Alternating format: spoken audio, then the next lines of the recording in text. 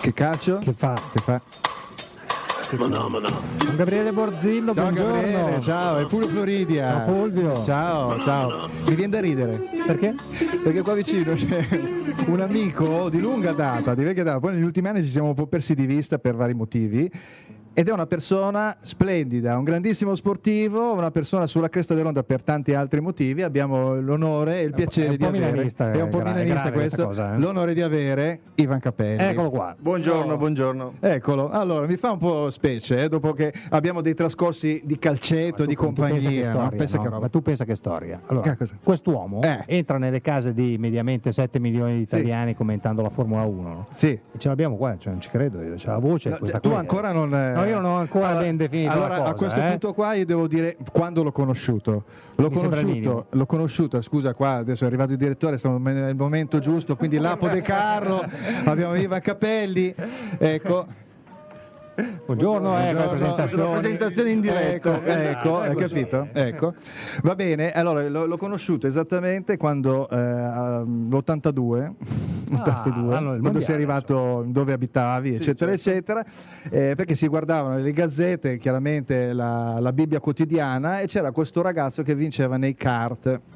E a poco a poco abbiamo visto, ma come nome, capelli, Ivan? E dopo quindi la compagnia è stato chiaramente inglobato in questa compagnia giovane e abbiamo passato tanti bellissimi anni con il calcetto come trade union del lunedì sera come punto di incontro, no? Quindi vabbè, insomma, almeno una decina d'anni li abbiamo fatti insieme, insomma, ogni lunedì proprio nel periodo, diciamo, della maggiore epopea sportiva, automobilistica. Sì, c'è anche da dire che per certi versi, in certe occasioni diventava quasi più importante vincere a calcetto di sicuro, che non addirittura avere dei risultati in macchina. Ecco, questo, cioè, avevo ipotizzato la classifica, ognuno era una squadra di calcio.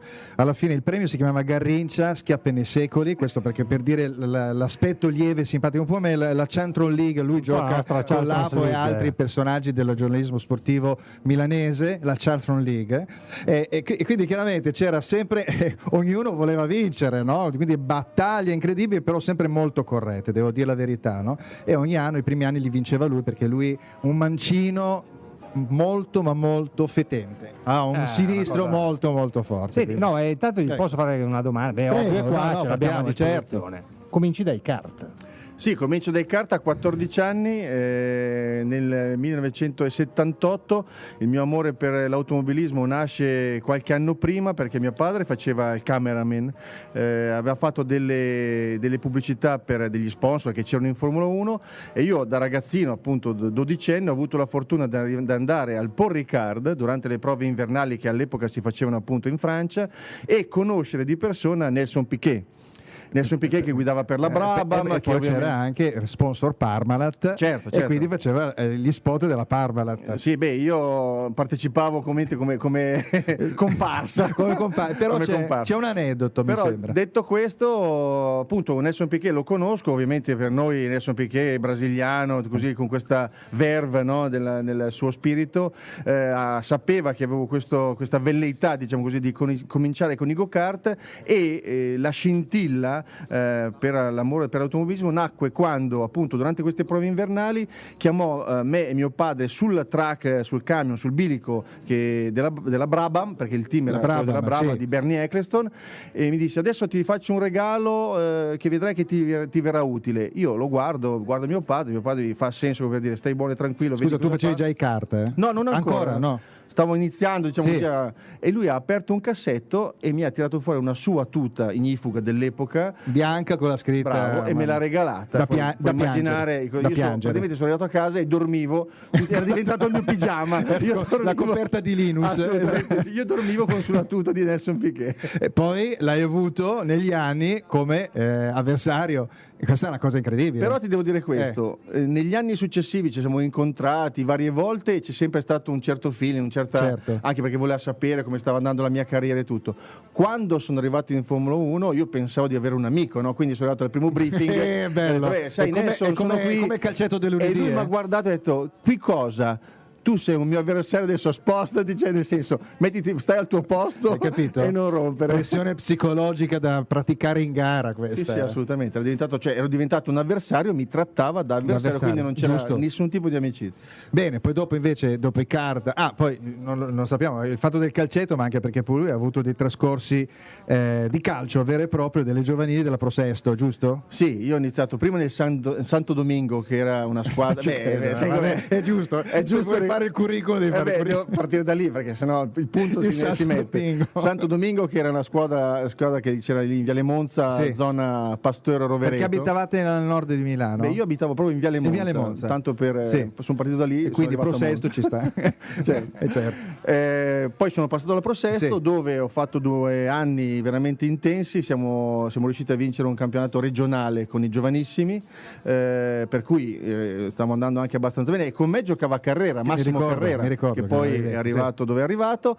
Chi in realtà e qui è un aneddoto che sicuramente sarà simpatico, chi mi ha interrotto, diciamo così, la mia carriera calcistica è, in una partita contro l'Inter, un terzino destro che, quando l'ho visto prima di entrare in campo, io lo guardavo, era il più grosso di tutti, dicevo no, non è possibile, non può essere questo il mio... Il terzino destro dell'Inter. Ma della tua stessa annata? 63, Bergomi? Certo. Il buon Beppe Bergomi, che era già alto, grosso, con i baffi, e mi guardava e diceva io ero altro 1 metro un barattolo, mi ha fatto vedere la palla all'inizio della partita, me l'ha rifatta vedere alla fine della partita, e lì ho capito che forse andare sul go-kart. Questo 14 anni, 15 anni? 14 anni. Pensa, lui dopo 4 anni si laurea campione del mondo. E lui pazzesco. Ha bruciato le tappe. Troppo, incredibile. Troppo, ben meritevole. Tra l'altro Beppe l'ho rivisto in una partita di beneficenza che abbiamo fatto poco tempo fa, gli ho ricordato questo aneddoto. No, purtroppo no, io non so come mai non gli è rimasto impresso quel giocatore sulla sinistra che l'aveva fatto disperare. Quel funambolo incredibile, no? Hai capito? Senti, diamo un attimo, che mi sono dimenticato i contatti. I contatti. Allora, io ti do il telefono perché quello lo sai. 02 3965 6565. Beh, se invece ci volete mandare ovviamente gli SMS, potete chiedere quasi tutto quello che vi pare a Ivan, ovviamente, di automobilismo e non solo, ma prettamente, insomma, voglio dire, ma parla di tutto, parleremo di Rai Sport, nelle versioni della parola. Esatto, e 392 8263444 per gli SMS. Non ci mandate le mail a redazione @radio.tv, tanto non le leggiamo, io ve lo dico, non c'è tempo. Per cui questo è. Allora, 1983 invece, campionato italiano di Formula 3, e quindi c'è un'escalation praticamente ogni anno. Lui va a vincere il campionato di competenza, quindi fa la Formula 3 italiana. Sì, giusto? Devo dire che c'è un altro passaggio importante nei go-kart, mi piace ricordarlo perché capirete subito l'importanza che ha. Con chi avevi? Perché io avevo a che fare nei campionati del mondo a cui ho partecipato in go-kart con un tale che si chiamava Ayrton Senna, che correva in Italia per la DAP, un'azienda italiana, e quindi il confronto con lui era un confronto dove ti faceva capire subito quali erano i limiti che venivano posti. Poi dopo lui è andato a correre in Inghilterra nella Formula 3 inglese, io sono rimasto in Italia, abbiamo fatto 2 percorsi diversi, paralleli però. Lui è arrivato molto prima di me in Formula 1, ovviamente. Poi ci siamo rincontrati in Formula 1 e devo dire che l'asticella dove arrivava Ayrton era sempre posta a livelli quasi inarrivabili. Una domanda al volo, ma era possibile proprio per una differenza tra la Formula 3 nostrana e quella invece inglese, dove c'è il motorismo è molto forte, specie poi in quel periodo? In quell'epoca bisogna dire anche che, quando dico in quell'epoca, mi sento veramente vecchio. Vabbè. Ciao, in quel tempo, è fantastico invece, è bellissimo, dai. Devo dire che la Formula 3 c'erano meno categorie, quindi c'era più selezioni in virtù del fatto che tutti i piloti partecipavano più o meno alla stessa categoria. C'era la Formula 3 italiana, come quella francese e inglese, poi c'era il campionato europeo di Formula 3 e il campionato europeo di Formula 2, quindi c'era una selezione contrapposizione molto più naturale, è vero. E si arrivava, diciamo così, con dei passi dove effettivamente ci si scontrava con 40 piloti, cioè chi vinceva lì veramente aveva la facoltà di poter dire ho vinto qualche cosa, vado avanti. La contrapposizione tra l'Inghilterra e l'Italia era che in Inghilterra ovviamente c'era la Formula 3 era seguita direttamente anche dai team manager della Formula 1 che evidentemente nei weekend dove non c'erano le gare andavano a vedere magari queste corse.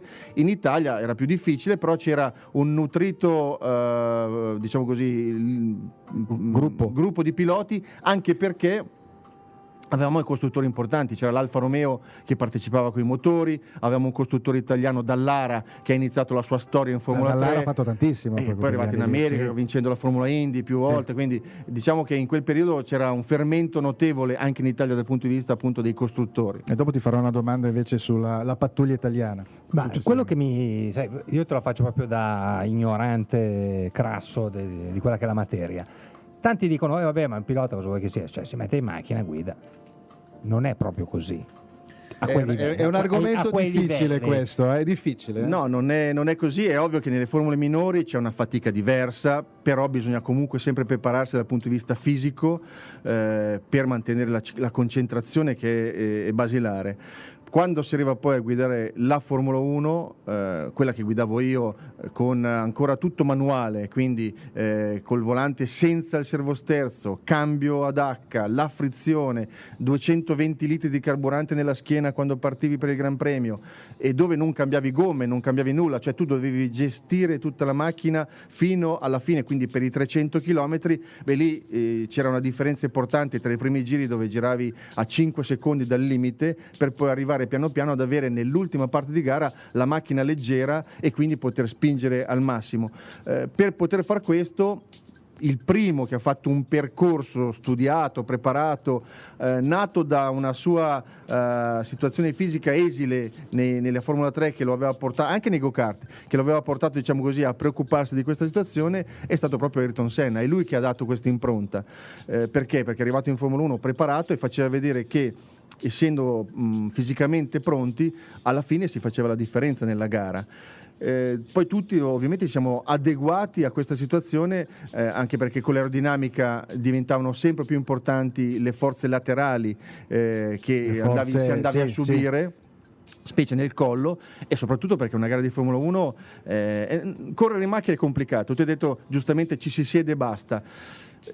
Complicato perché importante. No, ma anche di testa, perché a me piace raccontarla così. Prima devi misurarti con te stesso, perché devi trovare il giusto assetto della vettura, è una continua sfida a trovare la perfezione.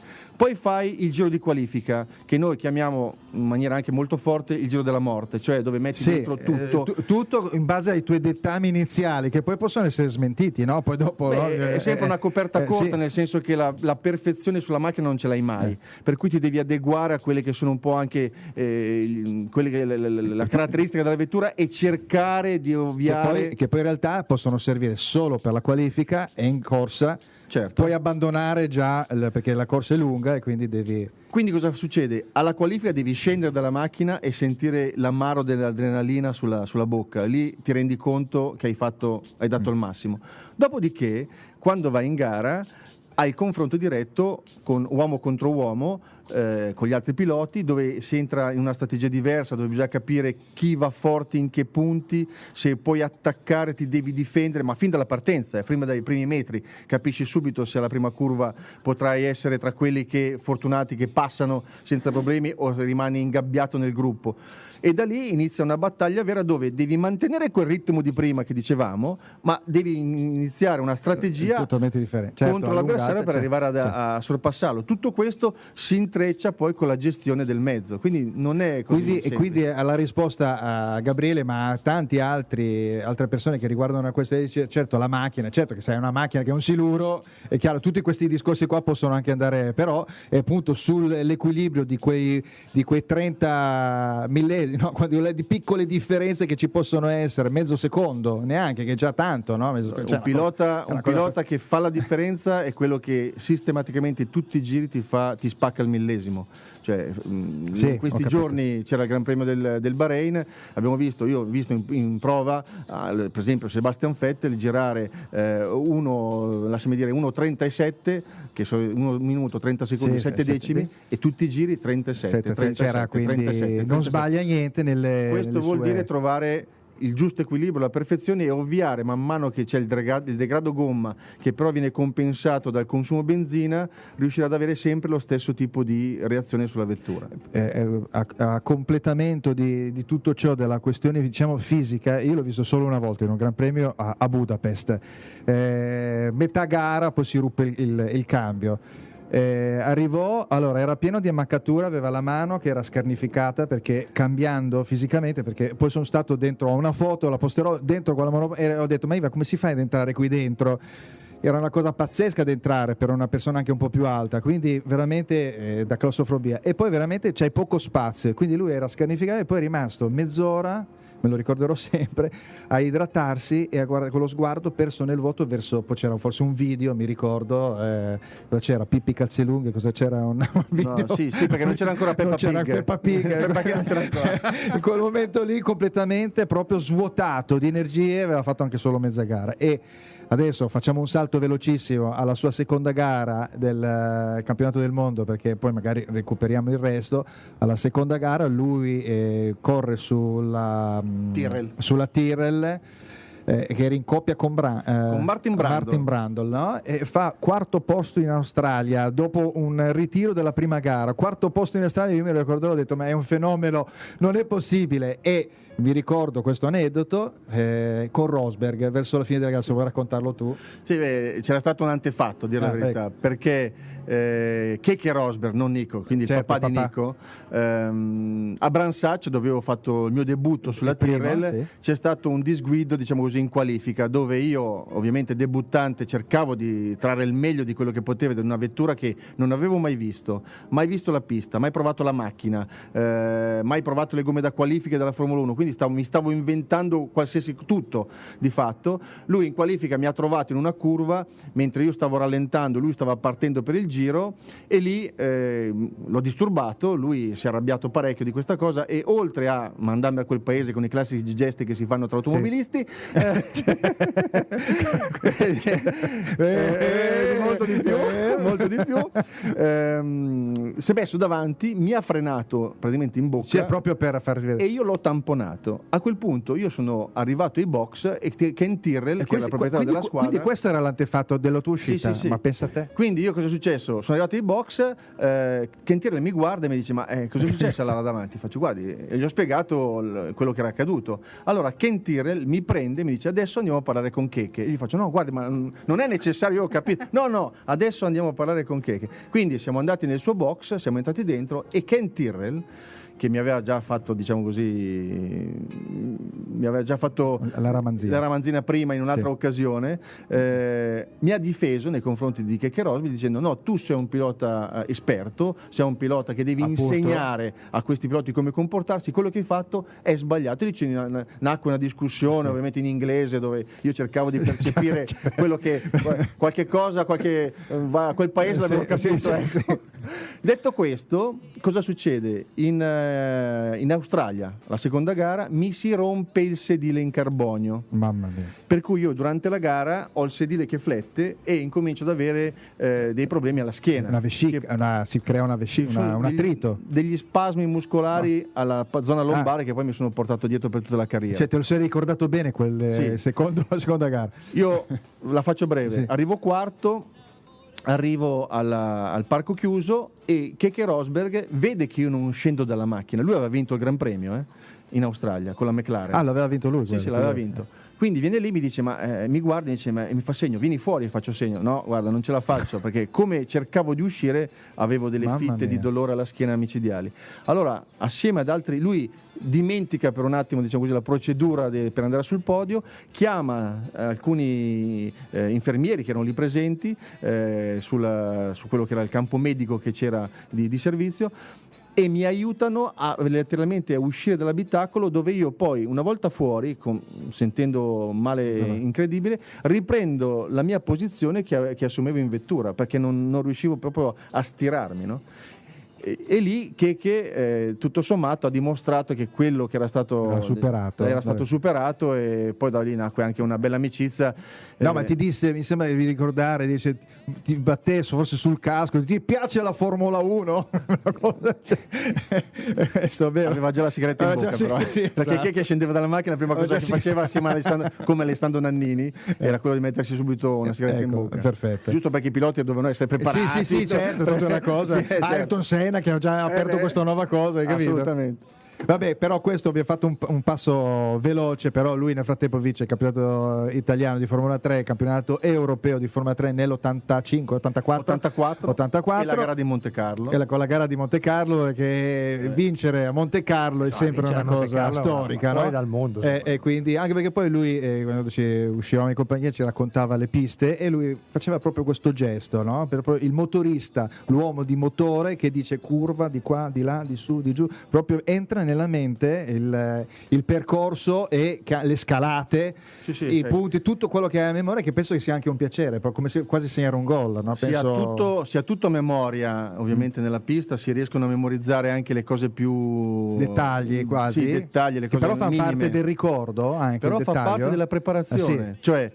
Io per esempio quando correvo nei Gran Premi, ma lo faccio ancora adesso, prima della partenza mi isolo, sto da solo per anche una mezz'ora e ripercorro tutto quello che è stato il weekend di lavoro, come si è evoluta la vettura, le modifiche fatte, per arrivare poi a immaginare un giro di pista. È quel training autogeno che ti porta poi a una situazione che si crea con la Formula 1, ma con gli sport, diciamo così, di questo genere, dove c'è ancora il contatto con un mezzo, col pubblico ancora prima della partenza, no?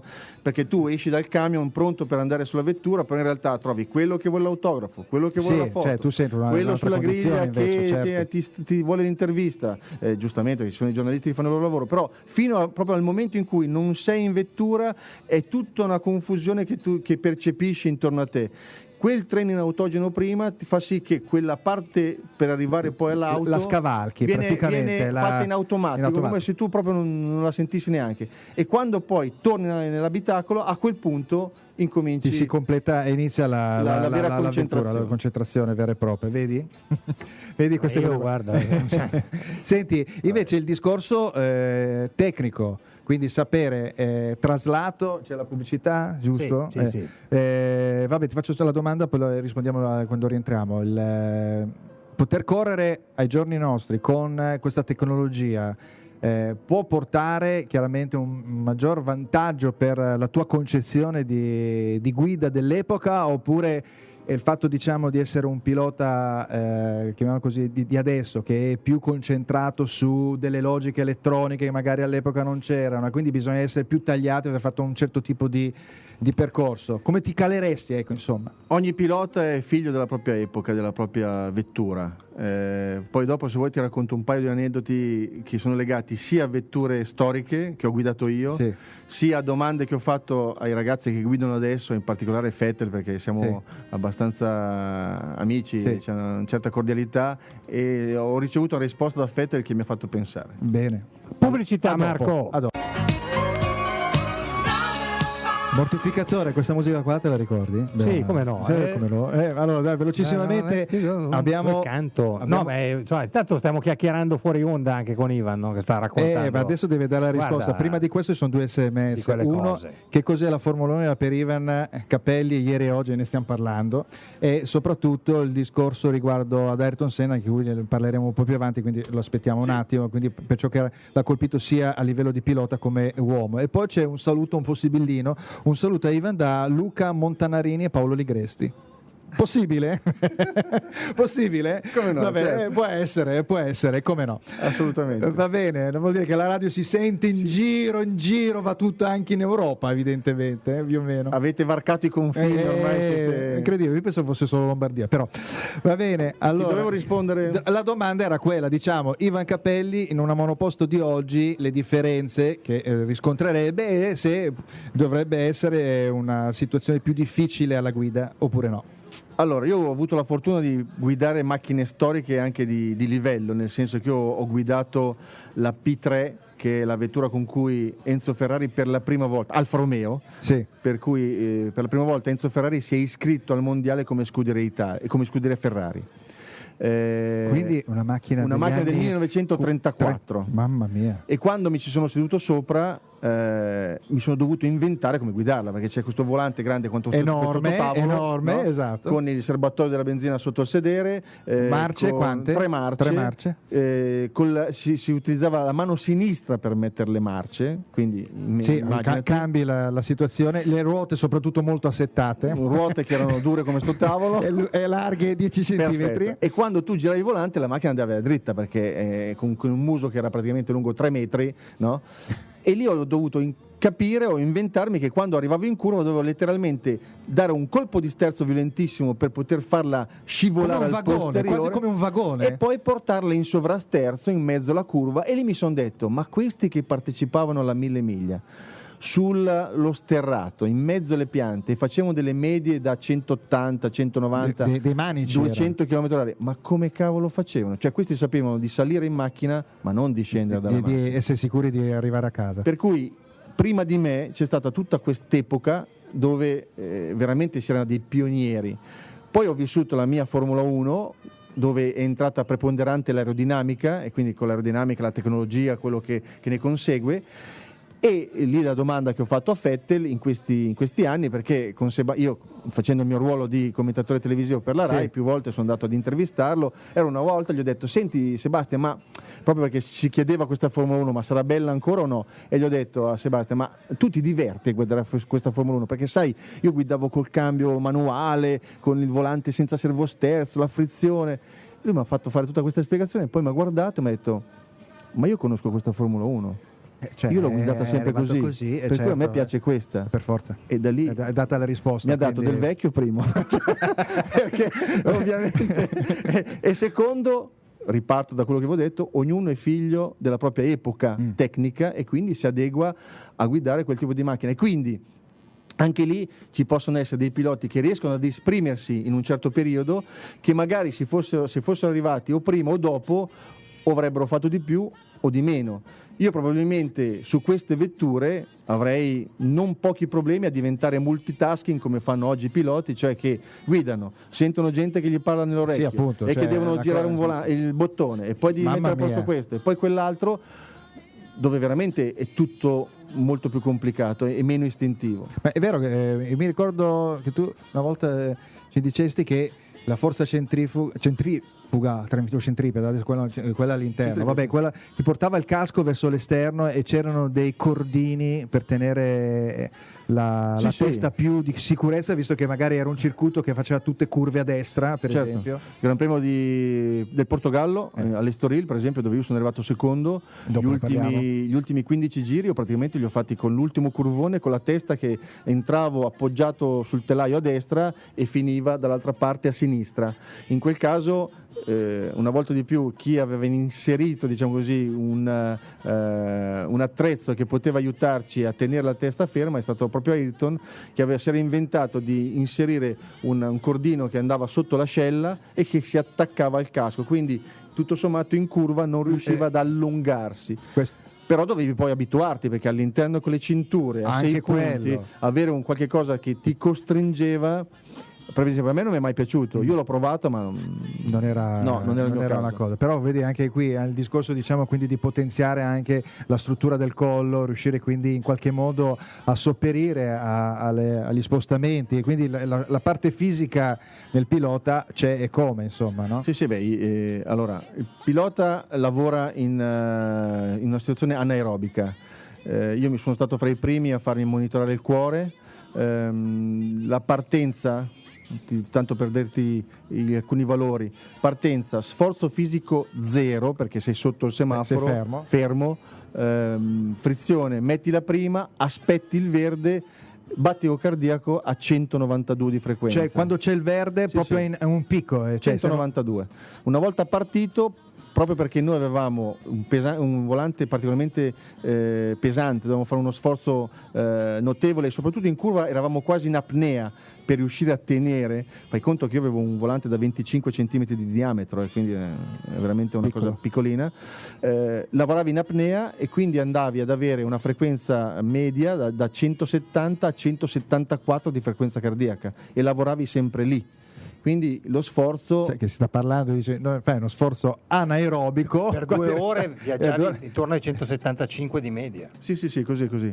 E poi la problematica, come diceva giustamente Fulvio, di allenare il collo, quindi noi ci eravamo inventati, ma come tanti, di mettere magari un casco in testa con dei piombi attaccati, mettersi a sbalzo su un letto piuttosto che su un tavolo e incominciare a muovere la testa, oppure un elastico contro il muro per cercare di rafforzare i muscoli del collo. Quindi le spalle anche, tutto ciò deve essere... insomma. Sentiamo un attimo... Una cosa mi era venuta in mente mentre parlavi, no? del fatto che i piloti oggi devono dar retta a una serie di cose. Ecco, quelle chiacchiericcio che hai nelle orecchie mentre vai, no? Io ti sento, ti seguo, ovviamente seguo le gare, e c'è l'interruzione di quello che ti dice quello che tu devi fare. Ma realmente il pilota dà retta? Perché a me sembra delle volte che il pilota, sì, ok, lo ascolta, sì, mi stanno dicendo così dai box, però poi... Cioè, questi invece danno proprio retta, si mettono a fare delle disquisizioni, come se... Le vetture sono diventate così complicate che oggi in un giro mediamente il pilota riceve dalle 10 alle 15 indicazioni dove deve ricordarsi di controllare l'ERS, distribuire la frenata davanti e dietro, ottimizzare il DRS, quindi attaccarlo quando entra nella fase dell'ala posteriore aperta, le temperature degli pneumatici, cioè è un continuo ricevere informazioni. Gli ingegneri sono supportati dal fatto che oggi c'è la tecnologia che permette tramite GPS di vedere dov'è la vettura sul circuito e quindi tentano di parlare al pilota quando è sul rettilineo, quindi una fase, diciamo così, scarica da pressione. Ma molte volte abbiamo sentito alcuni piloti che hanno detto appunto via radio, primo fra tutti Kimi Raikkonen alcuni anni fa, che ha detto appunto lasciatemi in pace, lasciatemi guidare, perché questo qua gli parlava in curva, no? E quando parla in curva è anche ovvio. una voce fastidiosa. Ti do un aneddoto su questa divertente. Canada 1990 con la Leyton House, io stavo guidando. Canada il Montreal è una pista che ha una dislocazione abbastanza lunga, no? Caratterizzata da 4 rettilinei, poche curve, ma diciamo allungata su questa isola di Notre Dame. E io arrivavo a un certo punto in un tornante e sentivo in inglese, no? Nella radio. Allora passavo davanti ai box e dicevo basta, non parlatemi in radio. E il mio ingegnere diceva ma guarda che io non sto parlando, perché proprio l'avevo quasi spaventato, no? E torno al tornante e ancora sento in inglese che mi dice e io davanti ai box una volta di più basta, insomma, dovete piantarla. E questi che neanche avevano avuto il coraggio di rispondermi, poche parole, te la faccio breve, vanno a controllare con la radio che cosa andavo a ricevere io, no? E la interferenza era da Montreal Radio Taxi che mi entrava.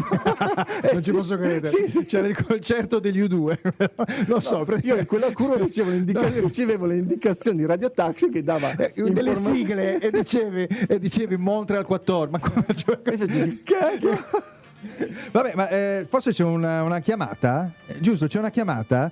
Vabbè, dai, siamo arrivati a un punto che questa è una chiamata che non è casuale, ma è una carrambata. Allora, abbiamo una persona al telefono, però non vorrei che la persona svelasse la sua identità, ma magari facesse qualche domanda, magari cercando di essere un po' criptato abbiamo Ivan Capelli e dall'altra parte un amico, lui Ivan comincia a sudare. Che è il signor X? Il signor X, allora dai qualche piccolo elemento, ma proprio senza far riconoscere la voce. Pronto? È un bel problema. L'ha già riconosciuto, basta, lo è. Direi che sì, che sono un grande amico di Ivan, un vecchio amico di Ivan. Abbiamo fatto un po' di avventure insieme. Ciao Ivan. All'inizio della sai che non riesce a riconoscere. All'inizio? Spinelli. All'inizio, durante e anche alla fine abbiamo fatto. Vabbè, dai, adesso svegliamo. La fine non è ancora arrivata. Abbiamo tentato di fare qualcosa anche l'anno scorso insieme, però non siamo riusciti a farlo proprio insieme. Allora diciamo non vorrei essere frainteso, No. Marco Spinelli. giusto? Avete già scoperto. Sì, no, per carità. Per carità. È rimasto un po' così, un po' sul Marco Spinelli. È stato un incubo giovanile? No, con Marco abbiamo condiviso al di là delle gare anche cose oltre le gare, nel senso di preparazione per arrivare in pista con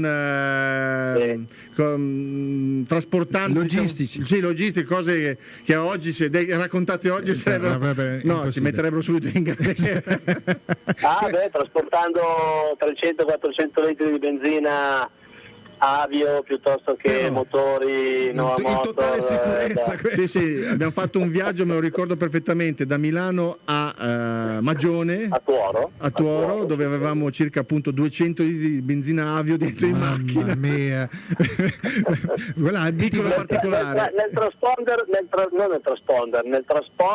di tuo papà. Sì, un Volkswagen Transporter, e piccolo particolare, era luglio, quindi un caldo. Sì, ecco, perfetto. C'erano tutte le componenti per un disastro. Va bene. Allora, Marco Spinelli, la vostra relazione a livello sportivo è praticata nel 1982, 81, 83? Abbiamo iniziato nell'82 a prenderci a ruotate con Formula 3 quando correvamo in due squadre separate, diciamo, per poi proseguire l'anno dopo nella stessa squadra con il Lupo di Tuoro, con Enzo Toloni, con Formula 3. Sì, quindi la Formula 3 italiana, quindi siete stati compagni nell'83? Siamo stati compagni nell'83, abbiamo creato una squadra che è difficile da ripetere sia nella sintonia per quanto riguardava il discorso della prestazione, sia nella sintonia per quanto riguardava il discorso proprio dell'amicizia tra due compagni di squadra che in realtà sono poi i primi due avversari, perché la prima cosa che si fa, si guarda cosa fa il tuo compagno di squadra, riferimento per quanto riguarda i tempi. Sì, ti vorrei fermare un attimo. Io mi ricordo che ogni tanto andavamo giù a provare, lui provava e io andavo in giro a fare le consegne col camion insieme a Coloni del gasolio, visto che lui commerciava gasolio, diceva, visto che prova uno alla volta, diceva, lui prova, te adesso vieni a darmi una mano a me a portare in giro il gasolio, che poi dopo provi tu. Hai capito? Ma quando lui provava poi io andavo a riscuotere quello che aveva consegnato, quindi il giro c'era l'esattore e il facchino, hai capito? Vabbè, insomma, quindi poi dopo le carriere sono andate in maniera diciamo differente, però cosa ha fatto Marco Spinelli negli anni successivi?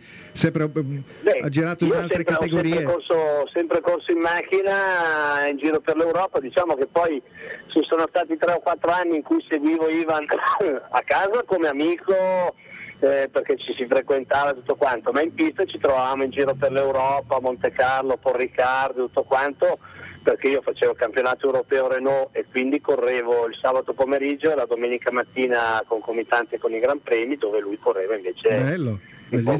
Lui viveva la parte migliore del Gran Premio, perché lui aveva finito il sabato sera e sabato sera sai, feste, cose, cene, il giorno dopo a vedere il Gran io dovevo essere concentrato per il giorno dopo, per cui dopo dovevo andare a correre. Lui invece era il viveur della situazione. Il viveur, hai capito?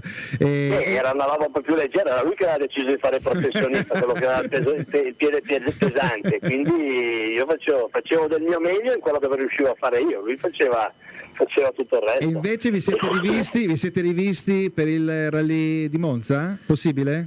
Ci siamo rivisti, ci siamo comunque sempre abbastanza tenuti in contatto, però poi abbiamo riallacciato ancora di più i nostri rapporti nell'inverno scorso, dove praticamente un nostro sponsor comune, che è anche l'azienda per cui io lavoro da quasi 40 anni, ha deciso di rimettere insieme la vecchia coppia.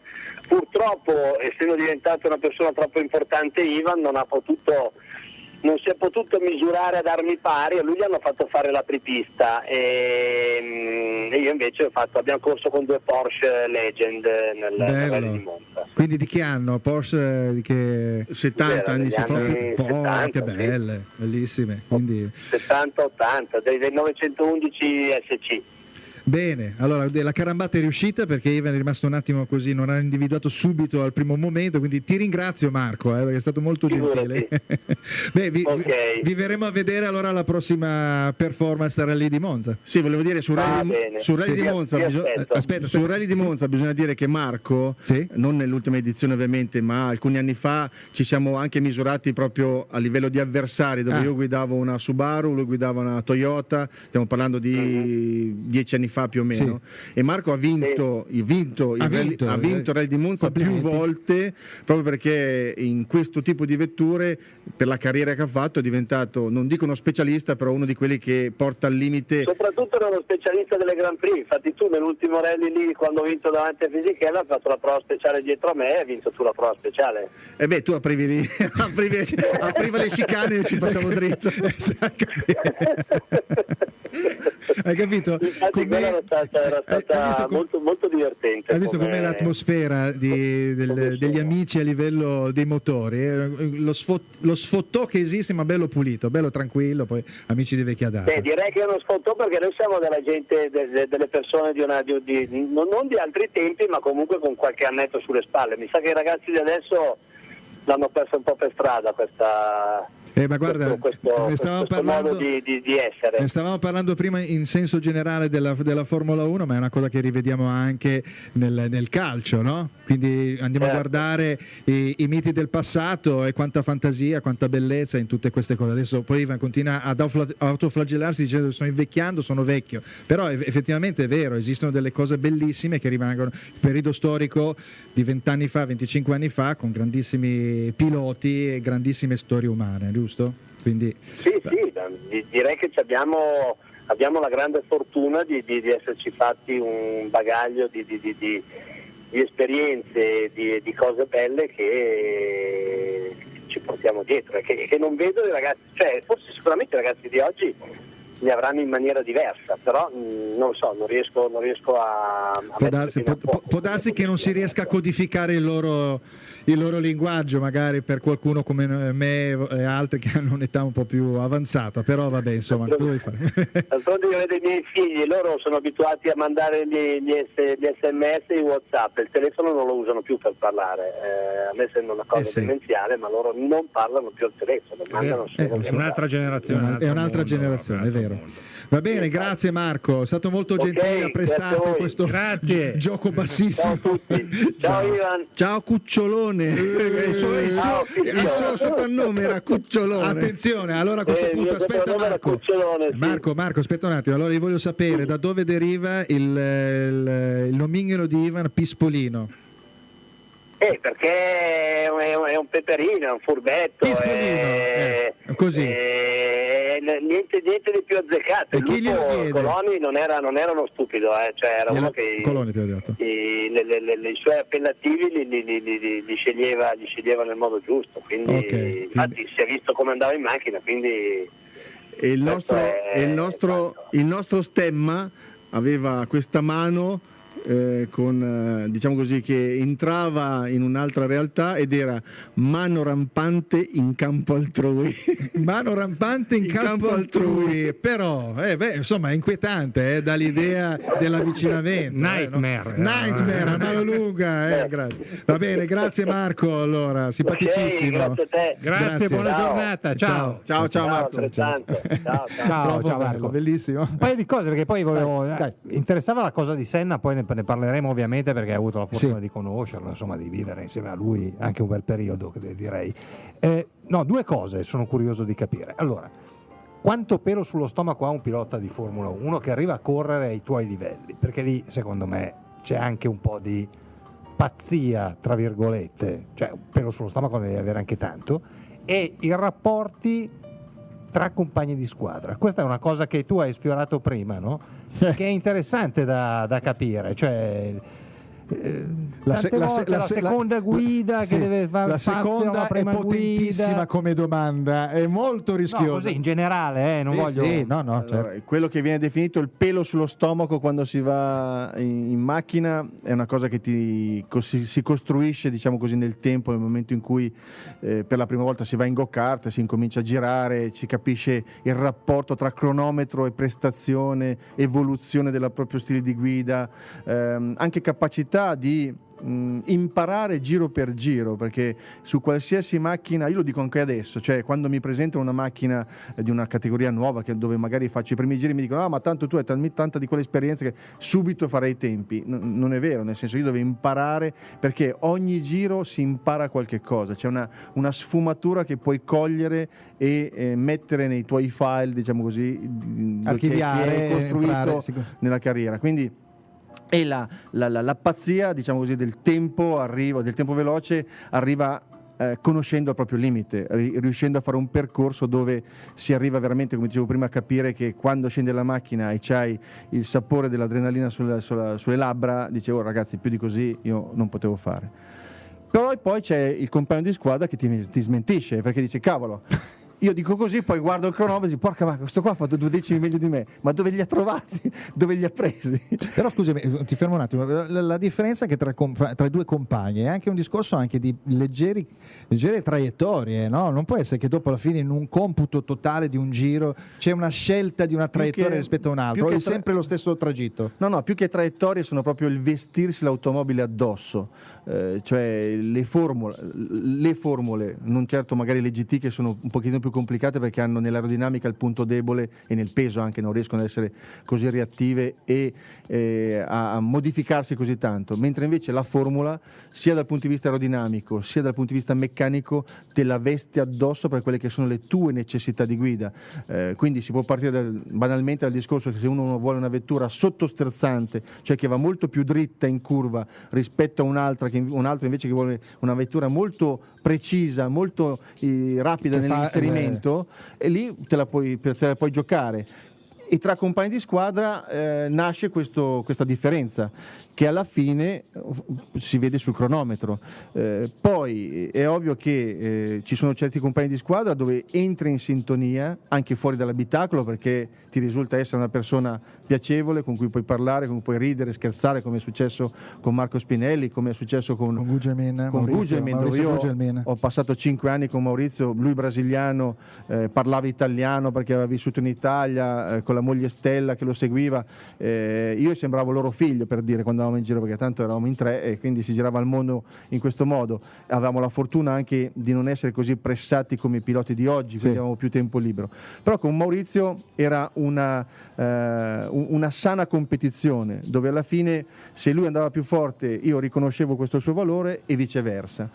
Per esempio quando mi sono trovato in Ferrari con Jean, lì c'è stato lui era una prima guida, un momento non dico di scontro, però si vedeva che all'interno della squadra c'era la prima guida e c'era chi era arrivato dopo da italiano che poteva minare certi equilibri, e quindi fin dall'inizio in maniera sottile, magari in maniera anche più furba, cosa che gli atleti di livello devono avere perché sennò non riescono ad emergere, e lui riusciva a mettere in atto. Io probabilmente in quel periodo, arrivando da un periodo da un vissuto in Leyton House con Maurizio dove mi sembrava tutto più normale, non avevo colto questa molta politica, sottigliezza. C'era molta politica in un discorso del genere nel rapporto tra le due persone, no? Quindi visto che poi comunque le prime cose venivano date a lui, no? Mi sembra di ricordare, quindi la tua situazione non era paritaria. L'anno 92 raccontato oggi fa sorridere, perché noi per esempio fa sorridere nel senso che non è pensabile immaginare una Ferrari dove in tutta la Ferrari del 92, che era nata come progetto con il cambio trasversale, ci fossero soltanto 2 cambi funzionanti trasversali che venivano dati a Jean, e io invece per 8 gare, le prime 8 del campionato, ho utilizzato la vettura con il retrotreno del 91, quindi con il longitudinale, con carrozzeria diversa, sospensioni diverse, e quando si equiparavano le prestazioni a molti sfuggiva questa cosa, vedevano soltanto il colore rosso della macchina e dicevano tanto sono uguali, qual è il problema? No, in realtà non erano uguali. C'era abbastanza da incavolarsi, cosa che invece non mi sembra che succeda adesso nella Ferrari, perché abbiamo 2 top guide, o c'è uno spostamento più verso Vettel? No, direi che oggi si cerca di avere una squadra equilibrata, anche perché una volta di più la tecnologia ti porta ad avere dei pezzi sulla vettura che difficilmente sono diversi tra di loro. Sono uguali, quindi è giusto dare... A me è capitato in quegli anni di togliere una mia ala anteriore, darla a Gugelmin e lui darmi la mia, la sua, scusami, e avere una differenza di 1 secondo sui tempi che facevo io. Poi perché? Perché le due ali erano fatte a mano, cioè nel senso pensa che roba. Oggi invece con pezzi che sono tra virgolette codificati, con un controllo produzione, con controllo qualità, il pezzo che viene montato sulla macchina è assolutamente identico a quello precedente, quindi o quello del tuo compagno di squadra. Poteva essere anche una differenza di avere, diciamo, due situazioni differenti, perché magari puntare in un certo modo con due guide poteva, diciamo, in qualche modo creare un problema a tutto il team e non fare risultato. Invece avere una varietà di uno in un modo, uno in un altro, poteva essere un ragionamento anche di questo tipo. Magari tu eri un pilota in un certo tipo rispetto a lui e quindi pensare che magari guarda, a quell'epoca, dico. Prendo l'esempio, all'epoca sicuramente c'era più differenza perché con la fantasia riuscivi ad ovviare a certi problemi magari della macchina. Oggi invece nel recente passato, cioè l'anno scorso e oggi, abbiamo proprio nella Ferrari un esempio pratico. Kimi Raikkonen l'anno scorso con Alonso, dove la vettura probabilmente era stata disegnata intorno alle sue caratteristiche di guida, non ci si trovava proprio.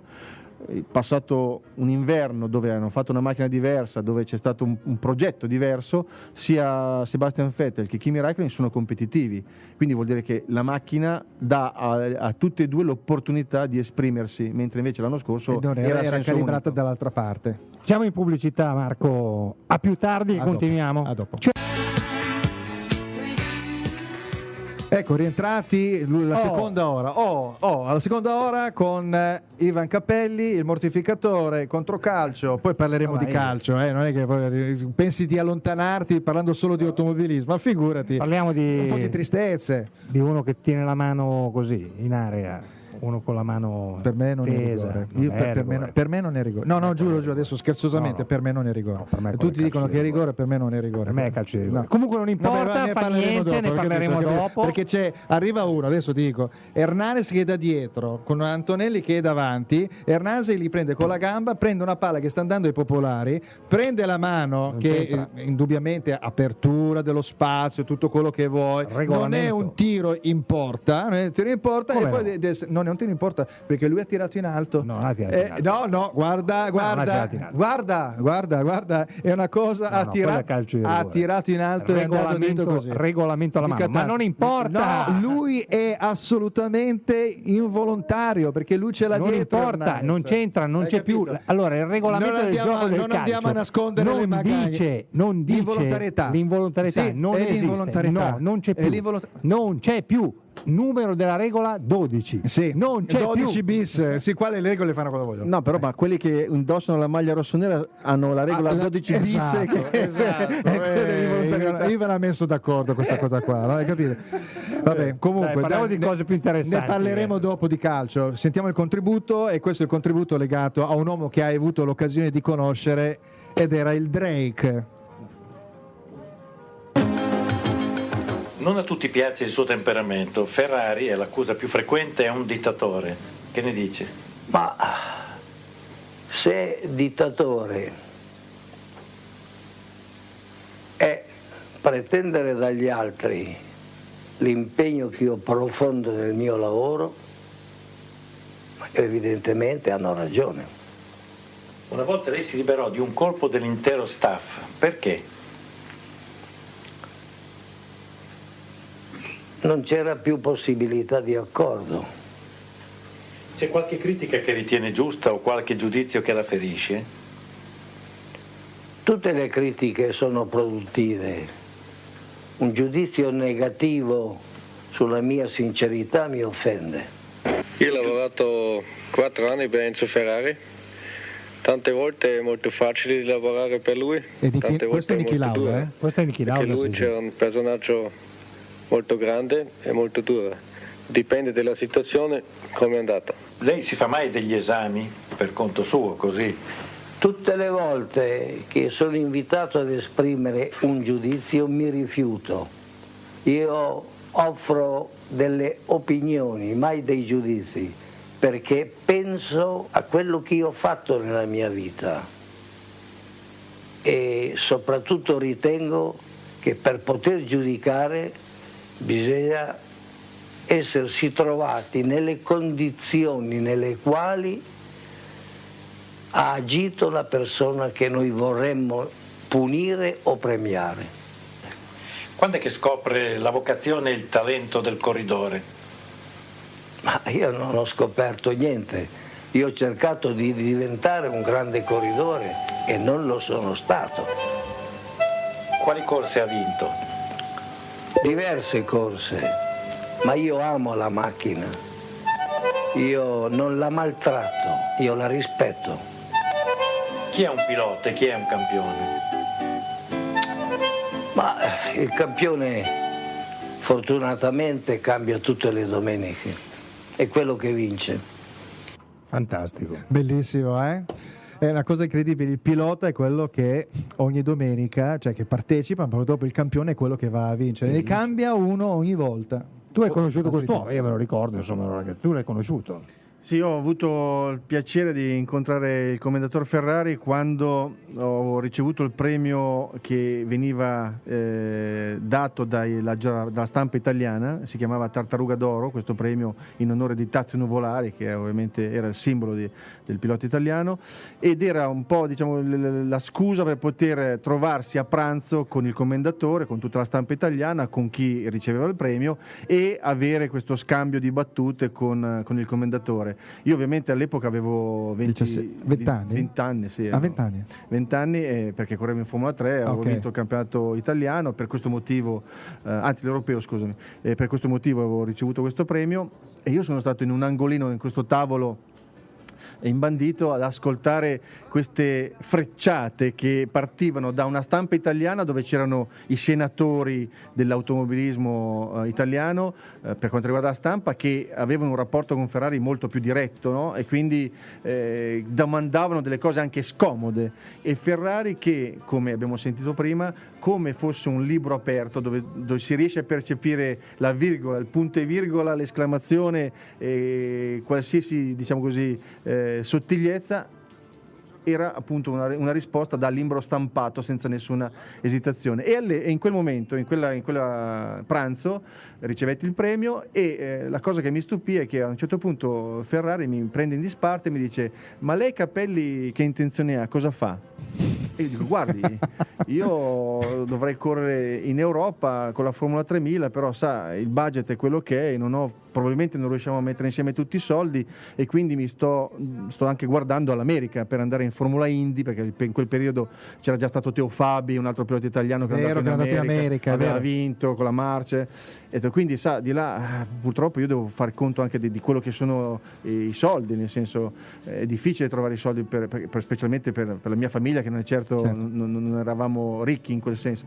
E Ferrari mi ha detto: bene Capelli, senta, facciamo una cosa, allora prima di prendere qualsiasi decisione me lo faccia sapere.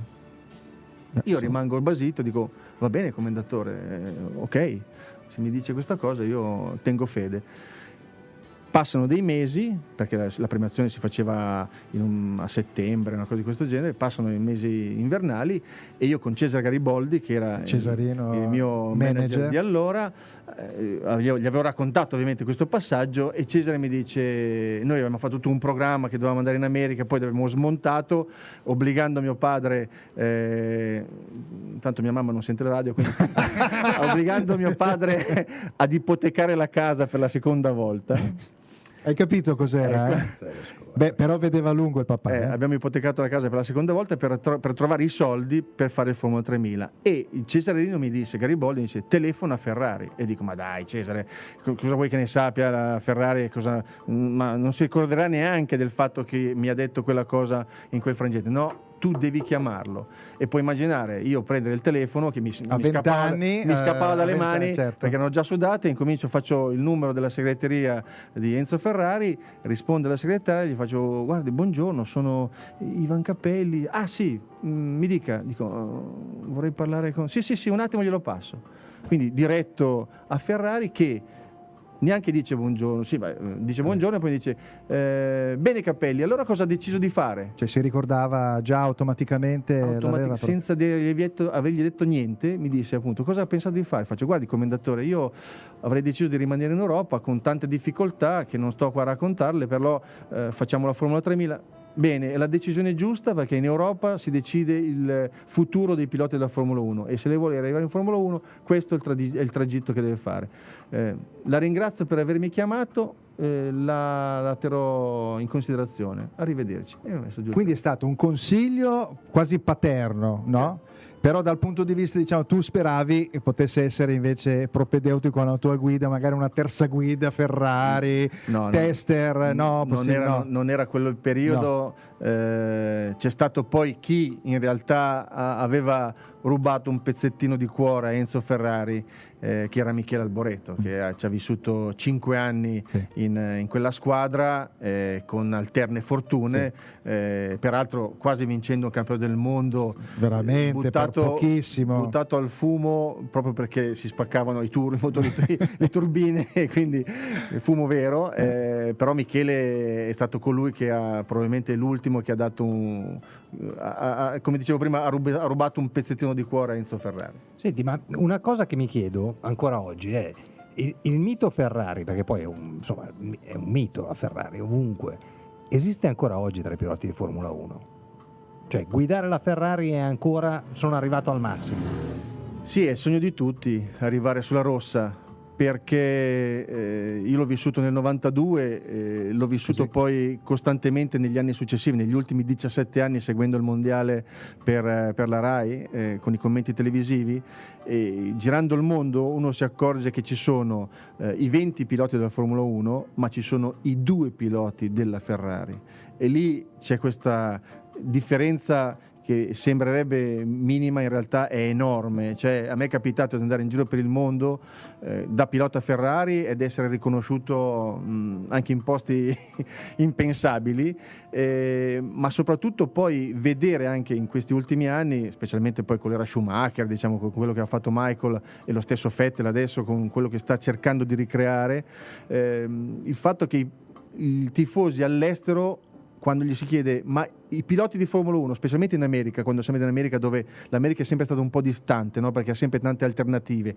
la NASCAR, il campionato Indy, quindi la Formula 1 è sempre stata un po' un'icona che è arrivata, ha fatto una gara e poi è andata via.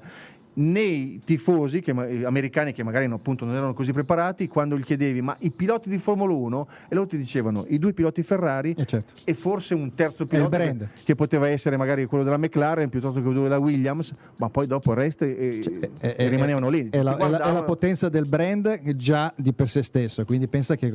Ecco, ti volevo fare una domanda invece per ciò che riguarda la Ferrari di adesso.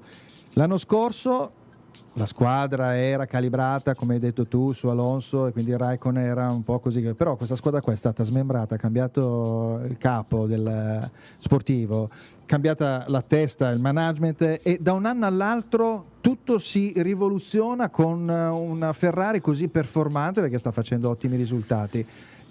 Una volta, io mi ricordo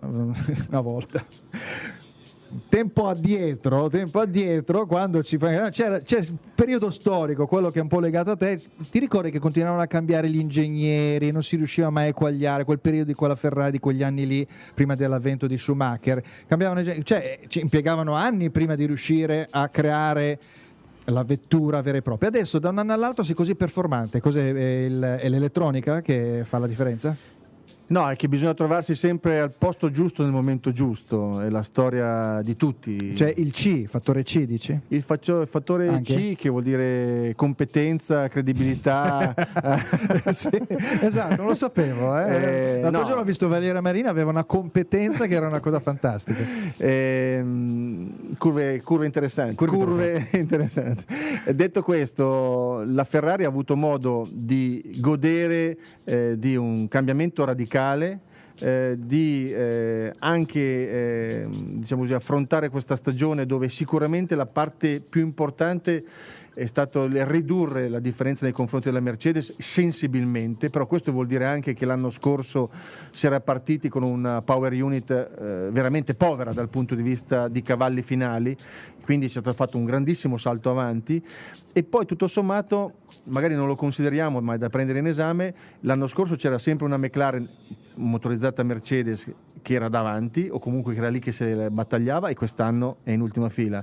C'era una Williams che aveva una vettura molto competitiva, che adesso invece sta facendo fatica a ritrovare se potrebbero stessa. Rientrare queste, quindi sì, specialmente la Williams, sì. Quindi si è ritrovata anche in una situazione, un fattore dove positivo, il fattore le C. cose messe insieme hanno fatto sì che il salto fosse ancora più evidente, però In tutto questo c'è da dire una cosa, che il nuovo team principal arriva bene, Maurizio arriva bene, ha dato sicuramente un'impronta diversa alla squadra e si sente, e parallelamente Sebastian Vettel con il suo modo di fare è un tedesco anomalo, col fatto che non è un po' tedesco anomalo, un po'... è sotto sotto è come Michael Schumacher, è tedesco, è preciso, è sistematico. Però Michael era un po' più... Però è molto più italiano, non l'abbiamo ancora visto in tutta la sua italianità, diciamo così, perché lui ha già passato delle stagioni in Toro Rosso, guidando per una squadra italiana, conoscendo il modo di lavorare dei meccanici, il come interagire con loro, quindi deve ancora, diciamo così, in questo momento è col freno a mano tirato, nel senso che vorrebbe ma non può.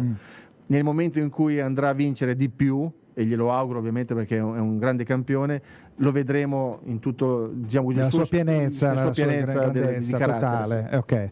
Senti, invece dobbiamo ritornare un attimo indietro al periodo della Ferrari, il periodo della Leyton House, che sono stati i periodi di una trasformazione della March in Leyton House, quindi c'è stata un po' un'evoluzione, un periodo storico molto importante, bellissime gare, dei podi. Vorrei che tu però rinfrescassi quel podio famoso dove il giorno dopo a Calceto ci disse: mi stava esplodendo tutto ma sono arrivato secondo. Sì. Che è il Portogallo? No, Francia. Il Portogallo è 88, la prima volta che sono arrivato quindi secondo. Francia 90. Sì, dietro ad Alain Prost e davanti a Thierry Boutsen in Portogallo, e in Francia con una strategia dove per la prima volta si giocava sulle strategie cambio gomme, su un asfalto particolarmente ruvido. Io e Gustav Brunner, che era il nostro tecnico di allora, ci siamo inventati questo assetto molto particolare della macchina che ci aveva permesso di fare una prima parte di gara molto lunga e poi di cambiare le gomme quando in realtà, anzi di neanche cambiare le gomme, quindi avere questo tipo di vantaggio sugli altri che invece si erano fermati. Detto questo, vado in testa, la rincorsa a riprendermi è stata fatta da Alain Prost, che mi è arrivato negli specchietti, e per buona parte di gara 46 giri sono stati in testa,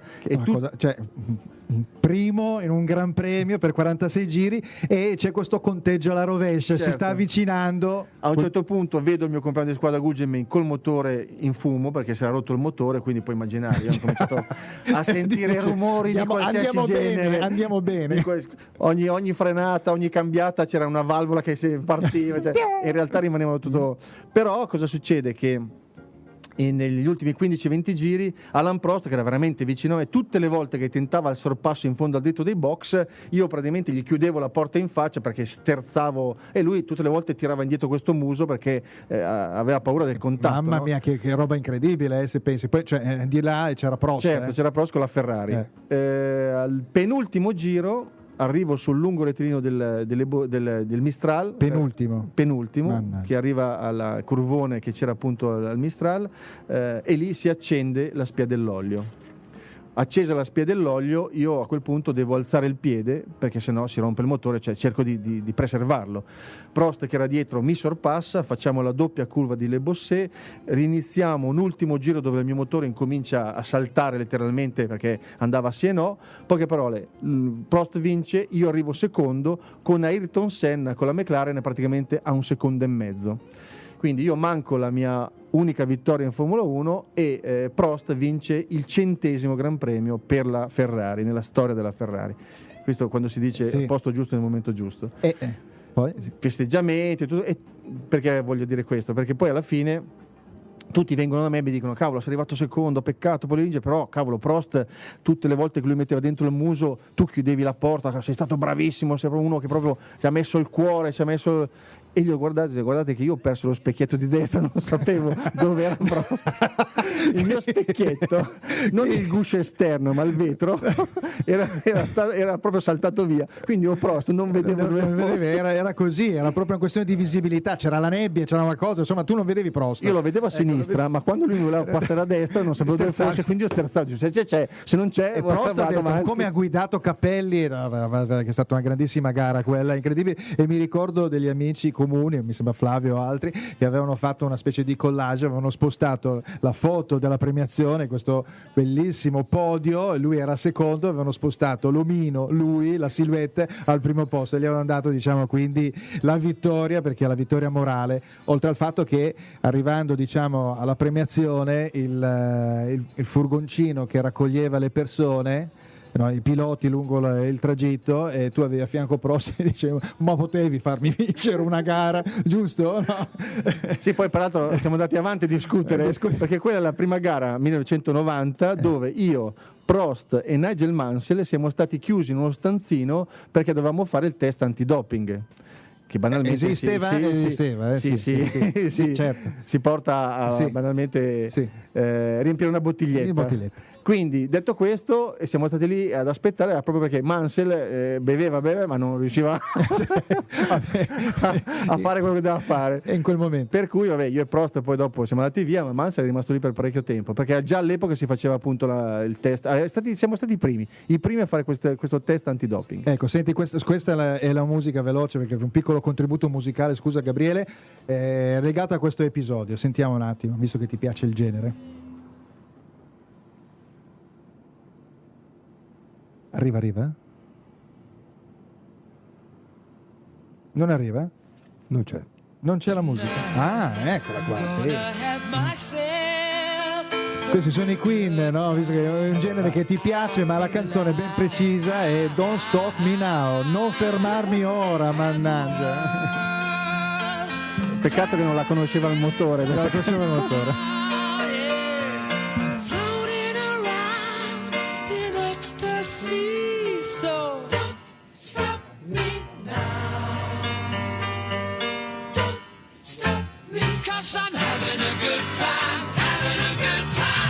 Star leaping through the sky like a tiger, defying the laws of gravity. I'm a racing car passing by like Lady Godiva. I'm gonna go, there's no stopping me. I'm burning through the sky. Questi io li ho visti a Zurigo dal vivo, avevo 15 anni, nel 78, Queen, Live Killers. Quest'uomo qua era una roba fuori dal normale. Fantastica. Una cosa però volevo chiederti, Ivan, allora, hai visto 25 anni di Formula 1? Diciamo, più o meno?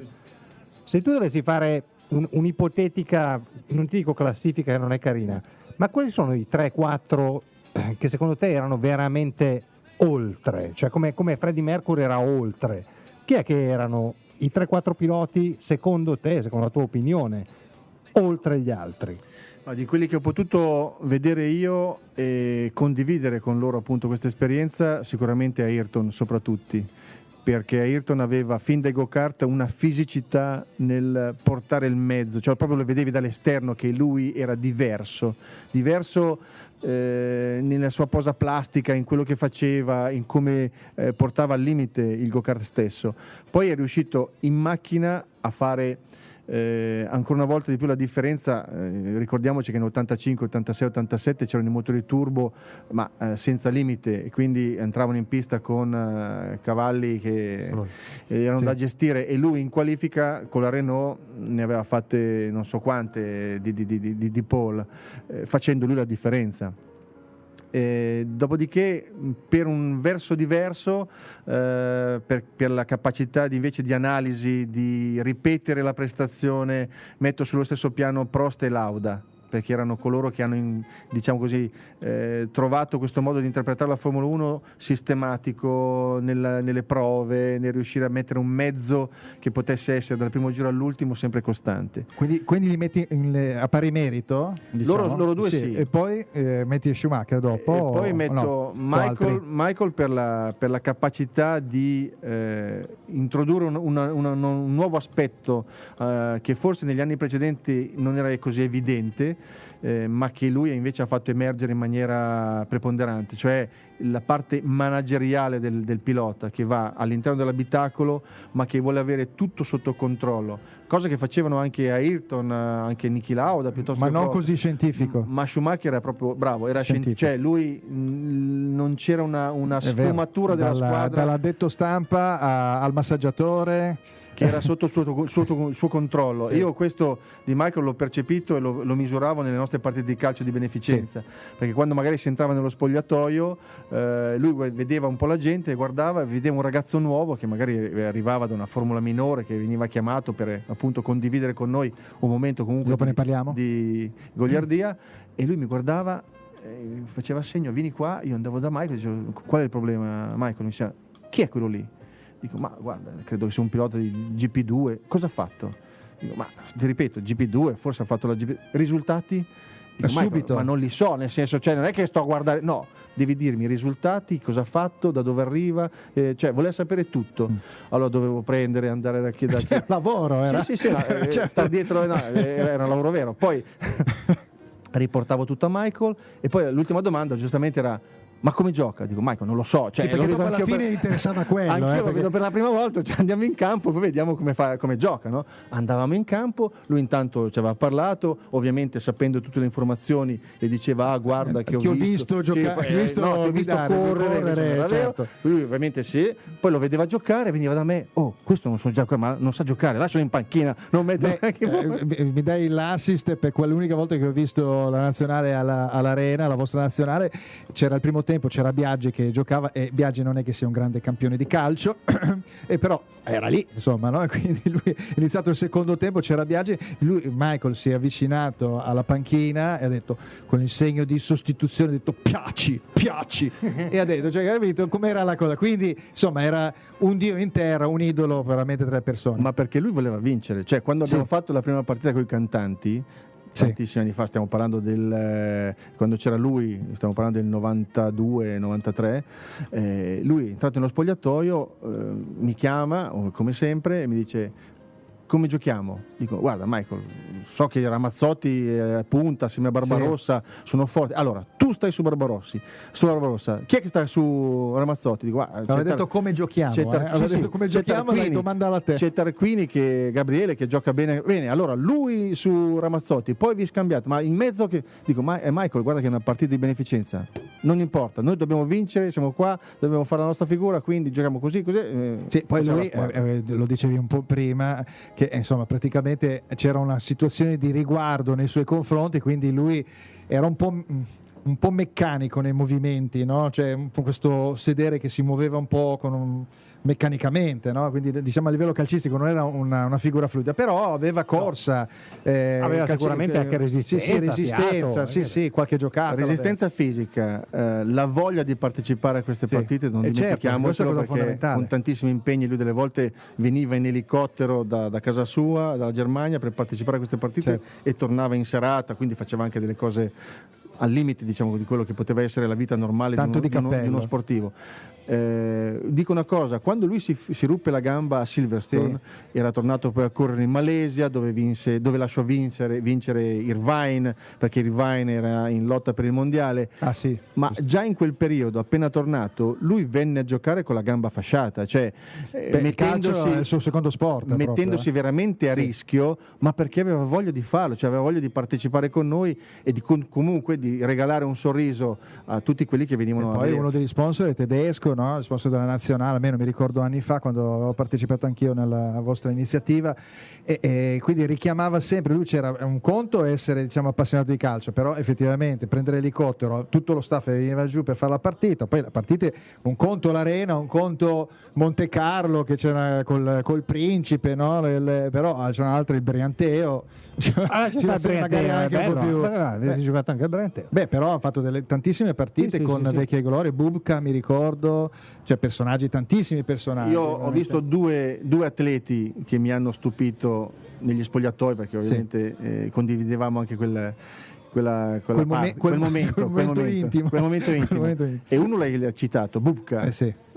Quando l'ho visto c'è una statua, fisicità. L'altro, e qui so di creare un spillone che vedeva nel cuore. Dillo. Frankie Rijkaard. Ah beh, caspita. Pizzica, adesso hai detto pizza e fichi. Siamo in pubblicità. Mannaggia, quante ore abbiamo ancora con Ivan? Abbiamo ancora l'ultima mezz'ora, dai, a fra pochissimo.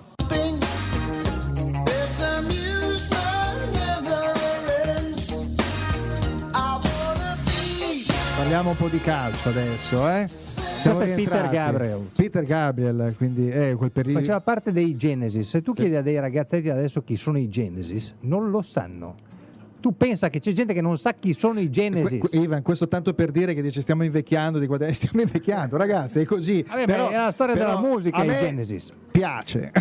A te piace. E quindi è così. Senti, parliamo della nazionale dei piloti, che è una bellissima iniziativa che ormai avrà 20 anni, 25? È iniziata nell'81. Ah, quindi ancora 1981, è la più vecchia, è la più anziana? Sì, 1981, perché nasce a Padova per la volontà di Mario Di Natale e Riccardo Patrese, dove in realtà erano piloti italiani di formula e rallisti che si venivano a scontrare nella zona del Veneta. C'è una forte preponderanza dei piloti rallisti, e quindi c'è stato sempre questo disguido tra noi e loro, nel senso di capire chi è più bravo, e si traduceva nel calcio questa sfida, no? E nell'occasione era stata aiutata una bambina che doveva andare ad operarsi in America. Fatta questa partita, la prima, sugli spalti praticamente c'erano 10 persone forse, e quindi si era raccolto. Io non c'ero ancora, quindi mi è stato raccontato da Mario Di Natale, perché io sono arrivato nell'86. Non c'era gente, 10 persone, quindi quando Mario arriva negli spogliatoi e dice: ragazzi, qua abbiamo raccolto proprio niente.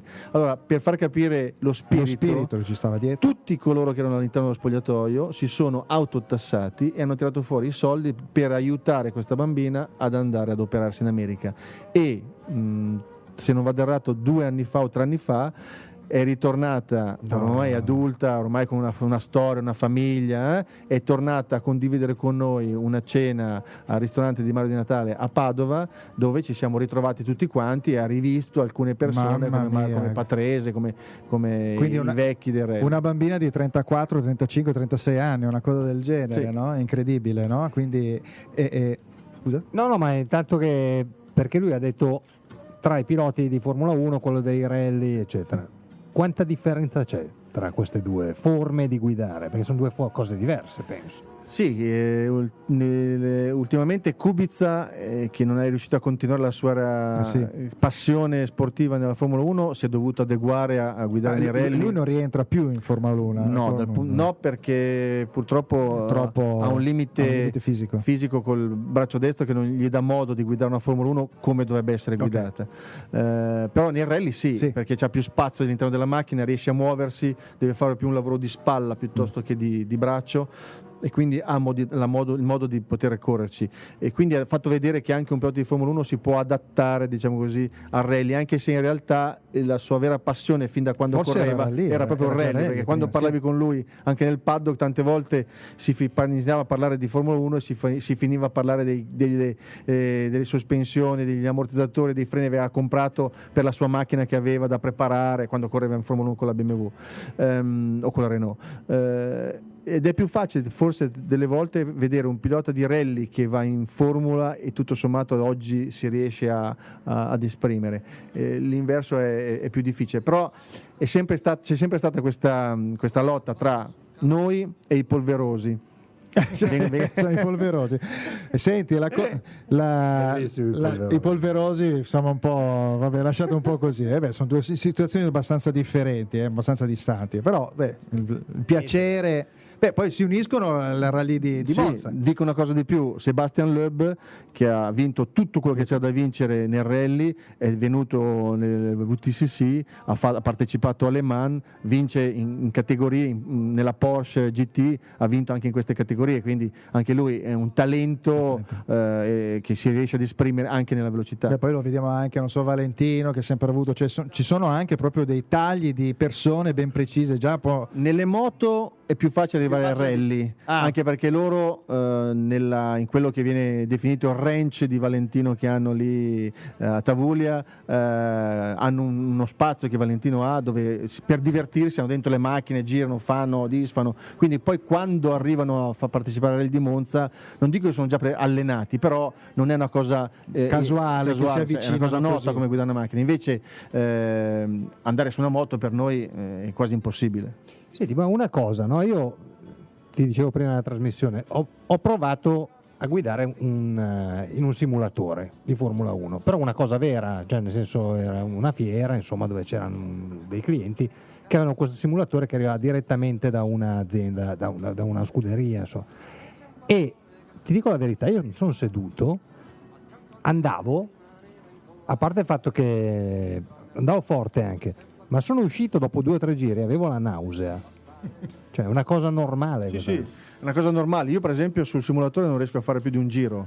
Ho provato tante volte, ma proprio sto male, perché quello che vedo non si mette d'accordo con quello che è la memoria storica che ho nella mia testa di come si comportava la Formula 1 o una macchina, una monoposto, per cui le due è solo cose la questione visiva, mentale, che quindi va in tilt. Sì, no? le due cose non collimano, quindi io sto proprio male, devo fermarmi perché sto male. Ci sono piloti che fanno questo tipo di mestiere, i terzi piloti come vengono definiti in Formula 1, che la tecnica è questa: salgono sul simulatore, fanno dei giri molto piano per entrare in quella dimensione, diciamo così, scendono, fanno una passeggiata per ritornare a ritrovare un equilibrio, ritornano sul simulatore e da lì partono e incominciano a lavorare, spendendo anche magari 6-7 ore di fila, cioè nel senso che poi dopo si concentrano. Senti, allora abbiamo 20 minuti. Nessun contributo musicale, mi dispiace, vuol dire che un'altra volta ci tornerai a trovare,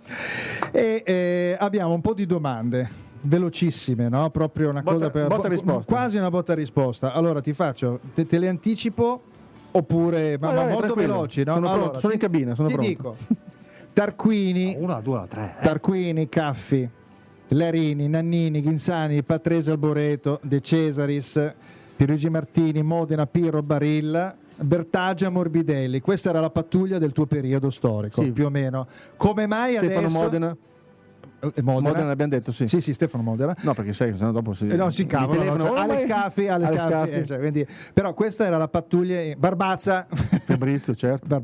Ecco, tutto questo gruppo. Come è possibile che adesso l'Italia non riesca in qualche modo, diciamo, a generare un periodo storico simile a quello, no? Perché era un periodo molto florido in virtù del fatto che trovavamo tanti sponsor che nascevano da delle logiche. Quindi è una questione economica, una questione della società italiana? Anche. Molto legata a questo, perché c'erano delle logiche che oggi non si possono più attuare, neanche all'epoca, a dire la verità, però le maglie erano molto più ampie forse, però in tutta sincerità questo dava l'opportunità a tanti pilotini o comunque coloro che potevano provarci di arrivare addirittura appunto in Formula 1, una griglia di partenza a Monza con 13 piloti italiani. Infatti l'Italia, al di là della Ferrari, si parlava italiano all'interno del paddock, anche nelle squadre inglesi, anche nelle squadre più rinomate.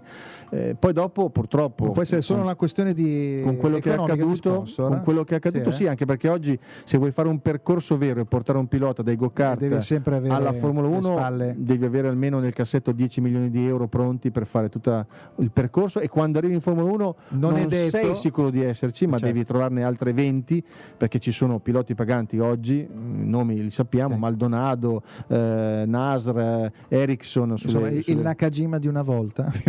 Nakajima già era abbastanza bravo. Nakajima io ci ho corso contro in Formula 2 in Giappone e là andava forte, poi portato in Formula 1 in una realtà dove per loro viaggiare era come dargli una punizione ai giapponesi, era una cosa, perché non trovava lo sushi adesso non avrebbe problemi dappertutto, ma una volta, stiamo parlando dell'86-87, quando sono arrivato per la prima volta in Giappone in quell'anno, non c'erano le scritte, Okay. cioè c'erano gli ideogrammi, dovevi capire dove andare. E questa è una cosa che dovremmo anche parlare dell'approccio come lui andò, e magari la prossima volta, dai, lo raccontiamo se vuoi raccontarci, quando andò praticamente col suo manager Cesare Gariboldi a contattare questa persona giapponese che dopo comprò la March, eccetera eccetera. Quindi, anche lì è il posto giusto nel momento giusto. Esatto, anche sono dei momenti in cui degli snodi focali molto importanti, no? Invece volevo dirti, allora lui da un anno è diventato il presidente dell'ACI, giusto? Milano.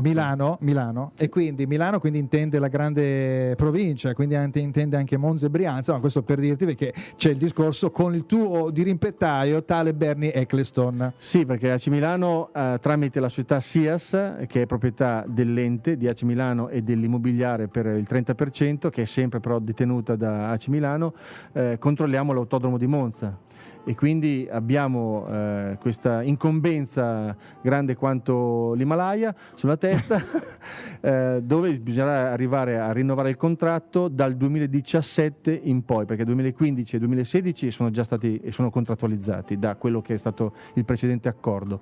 Bisogna rinnovare dal 2017 in poi, ed Eccleston già oggi manda dei messaggi strani, rompendo un po'. Rompe le righe, diciamo così, dicendo che già dal 2016 bisogna rivedere il contratto, altrimenti Baku, che è in Azerbaijan, non sapevo neanche fosse lì, perché la Formula 1 va verso i paesi emergenti, no? I paesi in crescita, appunto vuole rivedere il contratto. Non sarà facile, però stiamo facendo un percorso che coinvolge l'AC Milano, l'AC Italia, la stessa SIAS, ovviamente con il presidente dell'Orto, dove arriveremo a fare una proposta che possa essere equa per quelle che sono le nostre possibilità, poi perché bisogna rendersi conto anche che non si può trovare l'America dove l'America non c'è, dobbiamo far conto di quello che è la disponibilità che abbiamo. C'è da fare un parallelismo tra la rinascita o perlomeno la riconversione di Monza in qualche modo, perché chiaramente tutte le strutture, no, devono migliorare per essere più appetibile, e c'è un parallelismo tra l'essere, diciamo, migliorare Monza e anche il calcio, visto che ne abbiamo parlato tante volte per ciò che riguarda gli stadi, ma anche tutto il movimento calcistico che è molto, molto più importante, nel senso allargato, diciamo, di contenuti. Sì, è così, anche perché noi non ci rendiamo conto di una cosa basilare, ma questo allarga il discorso nell'Italia, nel senso che quando noi andiamo all'estero, quando io vado all'estero e parlo di Monza, San Siro, Stadio Olimpico, perché no, lo Stadio di Napoli, cioè queste realtà agli sportivi stranieri brillano gli occhi, perché loro non hanno queste realtà. È un po' come il discorso di Pompei, il discorso di tutte le cose bellissime. La storia, la tradizione, i successi, quello che è stato fatto in questi stadi o in un impianto come Monza, all'estero se lo sognano. Monza viene paragonata a Monte Carlo, a Silverstone, a Le Mans, a Indianapolis, e finisce lì la storia. Poi dopo, per carità, la Formula 1 ha ancora dei capisaldi che sono il Gran Premio di Suzuka, come il Brasile a San Paolo, però ci sono alcune icone e Monza è tra queste, così come appunto gli stadi, e queste meriterebbero di essere adeguati a quelli che sono gli standard, ma non minimi, gli standard che uno straniero si aspetta di trovare arrivando in un'Italia che viene sempre chiacchierata per quello che è, per quello che fa sognare. E questo è il nostro percorso, è questo che dobbiamo arrivare. Quindi, tu vedresti quindi una ricetta per Monza che può essere traslata anche per il calcio, quindi cosa vedresti, diciamo, in un ordine logico, cosa dovrebbe essere fatto? Nel calcio dicono il vivai, no? Lo stadio di proprietà, per rendere più appeal, magari distribuire i diritti televisivi un po' più equilibrati, per esempio. Sì, ma è fondamentale, specialmente in un momento come questo, magari guadagnare di meno tutti, ma dare un prodotto che diventi appetibile a larga scala, ma che possa dare l'opportunità a chi viene sia nello stadio sia a Monza di vedere la storia, il percorso che è stato fatto. Noi stiamo creando dei progetti oggi a Monza per avere un museo che possa ovviamente far rivivere queste cose. L'epopea, sono le cose, mi viene da dire, banali, no? Che fino ad oggi non sono state fatte, N motivi non sono state prese in considerazione. Stiamo parlando veramente dell'ABC. Sì, che però così, la gente deve vedere le macchine, la storia, no? Assolutamente. Senti, spogliati un attimo dei panni di presidente e dimmi, cioè Ivan Capelli corre in tutto il mondo, perché poi tu hai fatto tutti i circuiti. Qual è quello che ti piaceva di più, adesso a prescindere dalla storia, cioè dove ti trovavi bene, dove ti piaceva e dove proprio non lo digerivi, cioè non ce n'è, potevi star lì anche un anno di fila che tanto no. Ma è una pista dove non mi sono mai adeguato, direi che non ce l'ho, anche se alcune sicuramente possono essere annoverate, come per esempio in Austria, però nel turismo c'era una pista che proprio non digerivo. Zandvoort? No, quella è in Olanda. No, in Olanda, scusa. Era, adesso penso, mi sfugge anche il nome, perché però proprio cancellato. Invece la pista che sicuramente dove mi esaltavo di più, sia in Formula 1 sia per l'ambiente, è Suzuka in Giappone, perché lì vedevo e vedo, tra virgolette, per quanto mi riguarda, il mondo perfetto, quello che abbiamo appena citato, cioè una pista dove arrivi, c'è un ordine, c'è una pulizia molto giapponese. Forse era anche molto sicura, come no? Sì, aveva anche la sua standard di sicurezza che sono stati poi adeguati negli anni. Purtroppo l'anno scorso è successo quello che sappiamo a Jules Bianchi, in una procedura proprio lì a Suzuka, per cui non bisogna mai abbassare la guardia da questo punto di vista. Però ecco, Suzuka, una pista che offriva e offre al pubblico l'opportunità di avere entertainment che non sia soltanto il motorsport, ma che sia legato anche a altre cose vicine alla pista, così come il museo, poter vedere come lo stadio, diciamo, come lo stadio che deve vivere non solo per l'evento, come deve essere appunto un sito di quel genere. E poi quello che mi fa impazzire sono i giapponesi, perché io li adoro sia per la loro educazione, perché quando io sono stato inquadrato così dalla mia famiglia, e quando vedo una coda io mi metto in coda, e il giapponese sapete meglio di me che è ligio, e quindi trovarmi in quell'ambiente per me era la situazione perfetta. Detto questo, del giapponese, e qui faccio un aneddoto simpatico, battaglia fra Kimi Raikkonen con la McLaren e Michael Schumacher con la Ferrari. Ultima gara, si decide il mondiale, ovviamente bandiere Ferrari, puoi immaginare sulla tribuna centrale tra venerdì e sabato si vedeva soltanto rosso. A quel punto quelli della Mercedes vedono che c'è troppo rosso, dicono qua dobbiamo porre rimedio perché sennò facciamo una figuraccia, quindi regaliamo le bandiere Mercedes a tutti i tifosi. Noi eravamo, quello che viene in commento, sulla tribuna centrale, quindi ci avviciniamo al momento della gara. Domenica mattina esisteva ancora il warm up, quindi facevano il warm up, io vado a commentare il warm up, lì ovviamente la mattina erano tutti in fila per andare in tribuna, e vedo questi giapponesi che, vestiti McLaren, davano la bandiera Mercedes ai tifosi, che prendevano la bandiera, ringraziavano, facevano 10 passi e ancora arrotolata la appoggiavano al muretto perché loro avevano la loro bandierina Ferrari che non mollava. Cosa sarebbe successo in Italia? Una cosa del genere avrebbero, io quasi quasi domani la regalo al mio amico, se la mettono, magari non la facevano vedere, no? Però intanto se la intascavano. Loro la prendevano, facevano 10 passi e la appoggiavano 10 metri dicevano dopo. Grazie mille. Quindi, come una cosa di più, il giapponese quando ti chiede l'autografo, è successo, l'autografo piuttosto che la fotografia, ti dà in cambio qualche cosa.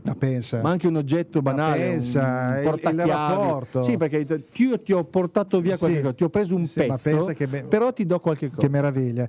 Anche perché poi lui ha vinto GP2, no, in Giappone. Formula 2 ha vinto delle gare, non facevo tutto il campionato, e quando, diciamo così, è nato l'amore tra me e perché sportivo, ovviamente, e Akira Kagi. Aveva vinto molto in Giappone, no? E quindi lui ha questo ricordo mostruoso da quel punto di vista. Secondo me è fantastico. Senti, invece dopo il periodo, diciamo, sportivo, ti sei avvicinato a una nuova professione che stai portando avanti, mi sembra da 18 anni, credo, 17-18 anni. 17 anni, e prima in Telepiù e poi in Rai. E adesso il team è più che oliato e perfetto, anche se poi c'è un po' di discorso quest'anno delle differite. Già da 2 anni abbiamo questo discorso delle differite che non ci fanno andare, non siamo presenti in pista, ma le facciamo da Milano, avendo comunque dei colleghi che sono in pista, i giornalisti della RAI che ci danno delle notizie fresche. Sì, sono 17 anni che lavoro per la RAI, il 18° anno, cioè il primo l'ho fatto quando ancora c'era Telepiù, che è stata una palestra notevole, perché praticamente sono stato buttato letteralmente da zero. Ho fatto un weekend dove facevamo tutto, anche warm up prima, dopo, durante, cioè non si finiva più di parlare. E detto questo, è un'esperienza bellissima, perché ancora mi lascia a contatto con il mondo che io ho sempre vissuto e che fondamentalmente amo, che è la Formula 1. Bene, senti, manca poco, mancano 5 minuti, dai un discorso riguardo al tuo Milan, no? Visto che noi ci siamo presi in giro all'epoca, avevamo un periodo storico, avevamo anche un bel contributo che riguardava la gestione del pallone con la voce di Bruno Pizzol in Milan Steaua 4-0, e dopo il tripudio con la premiazione sul campo, no? non più con l'ascesa, hai capito, no? Con Berlusconi che viene tirato in su, e questo coppone meraviglioso vinto nel 1989. Quindi pensa che io invece pensavo mi volessi mettere un contributo di Milan-Liverpool. Fai molta attenzione. Guarda, sono un po' cambiato negli anni, però ecco, è migliorato. Sì, però ti devo dare un libro che però adesso non ce l'ho, ci dobbiamo vedere uno dei prossimi giorni, perché te lo devo dare, ecco, perché per ritornare all'antico. Come nasce la tua passione? Quindi perché la RAI diventi milanista? Ecco, perché mio papà era interista e mio zio era milanista, e quindi per fare uno sgarbo a mio padre, mio zio Alberto mi aveva portato allo stadio ed è riuscito a farmi diventare milanista, per ovviamente grande dispiacere di mio papà, ma poi dopo in realtà è stato una bella passione condivisa, con ovviamente gli sfottò che si possono fare in famiglia tra padre e figlio, con Milan e Inter in gioco. E io lo stesso, io però non per reazione, ma mio padre è milanista, che zitto tifoso della nazionale, perché noi abbiamo vissuto anche all'estero, era tifoso della nazionale, poi negli anni si è rivelato una cancrena in casa, il milanista in casa, erano tutti interisti, si è rivelato milanista, ma della peggior razza. E io milanista fino alla pelle. Fino alla pelle. Non ti dice nulla questa? Vabbè. Allora, un piccolo aneddoto: ha dato un assist. Siamo andati a giocare perché avevamo fatto una partita simpaticissima, tutta la compagnia, 40-50 persone, con un pullman prenotato. Siamo andati a giocare a Brescia, in questo palazzetto, bellissima partita. Poi dopo siamo andati anche tutti a mangiare, e lui quando entra era il periodo di carnevale, sì, 1989, periodo di carnevale, e io mi presento con parrucca di Ruud Gullit, occhiale Ray-Ban e mani ovviamente colorate, viso colorato, per avvicinarsi. Dico, vabbè, c'erano Gullit, Rijkaard e Van Basten. Si sarà, diciamo così, paventato così, perché vabbè, ci ha fatto uno scherzo. Arrivo allo spogliatoio e cosa succede? Succede? Innanzitutto ha fatto tutta la partita vestito di nero, quindi purtroppo c'è un filmino e chissà dove è andato perso. Lui ha fatto la partita, quindi prova a pensare come era colato durante la cosa bestiale. E insomma è andato nello spogliatoio, alla fine non era solo di faccia e di mani, era completamente nero. Era, capito? Sì, completamente, con la mamma. Ho rilasciato colore per settimane con la disperazione di mia madre che lavava le magliette, dice: ma cosa sta succedendo? Che continua a lasciare degli aloni. Senti, le ultime cose velocissime qua. Abbiamo Ivan, sei proprio una persona piacevole da ascoltare, molto competente e interessante, bravissimi due ragazzacci di calcio che fa, grazie. Poi salve, l'anno scorso ero tifoso di, come si pronuncia? Perché no, Kvyat. Quest'anno tifo invece Max Verstappen, che ha 17 anni, quel ragazzo lì, no? Della Toro Rosso. Addirittura non ha la patente per andare in pista. Per andare in pista, quindi forza Toro Rosso, da Daniele di Granata Pisano da Merate, insomma ancora qualche difficoltà nel capire il suo tifo. Vabbè, poi abbiamo De Angelis, un nome che è mancato, però era anche un po' più vecchio, mi sembra, come generazione rispetto alla tua.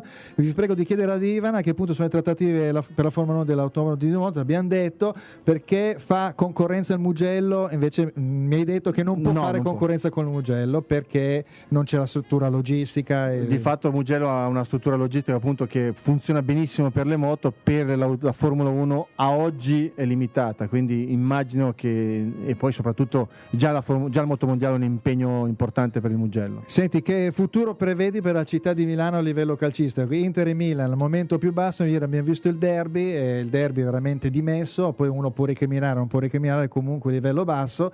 Speriamo in un qualcosa di migliore per il futuro. Cosa pensi? Che ci vogliono più soldi. È sempre lì la questione. Sì, perché purtroppo la Formula 1 è indicativa su questo discorso, e soprattutto è indicativo il fatto che le altre squadre europee, che sappiamo quali sono, hanno nel budget la loro forza di poter comprare giocatori a ripetizione. Ma per andare a combattere, diciamo, a contrastare la Juventus, al di là del fatto che la Lazio ha fatto degli acquisti, ha fatto una campagna importante, però gli altri si barcamenano su degli acquisti che penso l'Inter e Milan bene o male riescono, diciamo, senza avere questi grandissimi investimenti. Non ci vuole tantissimo, lasciamo perdere l'Europa, che forse l'Europa è in questo periodo qua proibitivo, però magari rapportato alla realtà italiana, cercare di avvicinarsi alla Juventus. Io detto questo, che abbiamo detto che è una cosa forse banale, il budget, bisogna trovare il talento giusto, perché da quello che mi ricordo ultimamente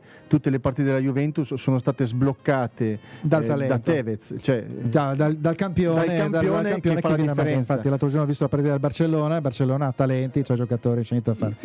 E il Milan invece è proprio una cosa velocissima. Inzaghi è una vittima sacrificale, se vengono i cinesi cambierà, non cambierà? Se vengono i cinesi sicuramente cambierà, perché loro i soldi ne hanno tanti, stanno comprando in lungo e in largo un po' dappertutto, e hanno anche una strategia politica molto chiara anche a livello internazionale, non soltanto nel calcio ma in quello che vediamo. La Formula 1 è arrivata più di 10 anni fa, e quindi ha avuto un suo percorso, e adesso stanno crescendo anche in quello sport.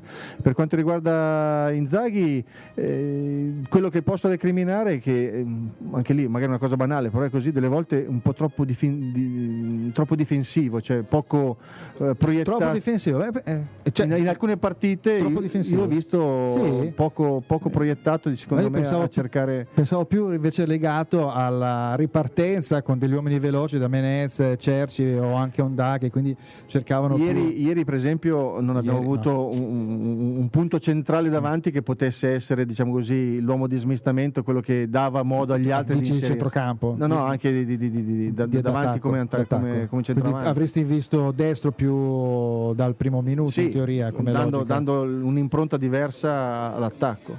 Va bene, siamo in fondo, in fondissimo, per cui ringraziamo Ivan che è stato qua, abbiamo parlato, ci sarebbe da fare un'altra puntata, un'altra ancora. Anche di calcio. La faremo, vi prometto che tornerò. Dai, anche con molto piacere. Parliamo di calcio, perché non è, ragazzi, giocare nella Pro Sesto, l'ha fermato Beppe Bergomi, però sul calcio garantisco che ha da dire. Noi ci vediamo invece giovedì, quindi Che calcio che fa il remix, e vi lasciamo con l'ultimo contributo musicale fantastico di un italiano fantastico che purtroppo non c'è più. Ciao Lucio Dalla, a giovedì.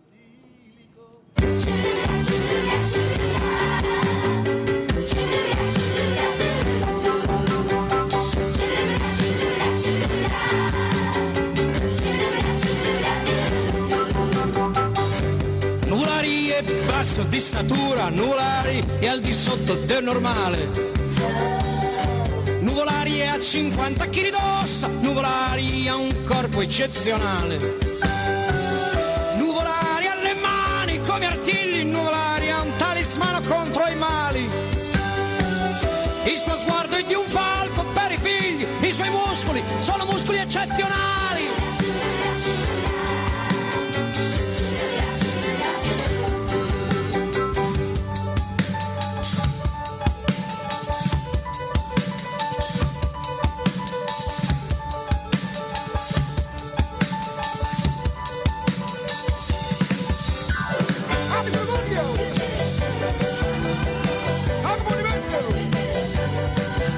Gli uccelli nell'aria perdono l'ali quando passa Nuvolari.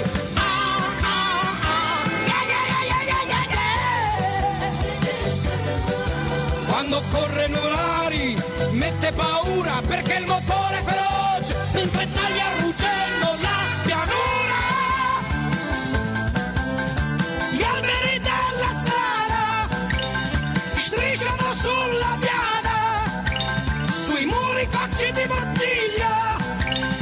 sciolgono come bottiglia, tutta la polvere spazzata via.